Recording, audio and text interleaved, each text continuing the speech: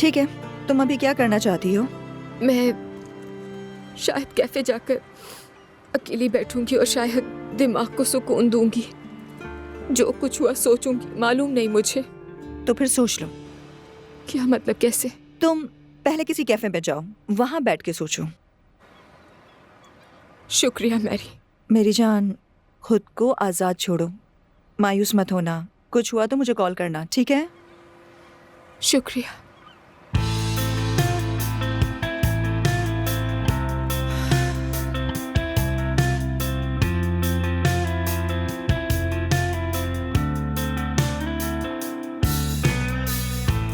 Ruhumda sır geçen, aklımda her gün gezen biri var.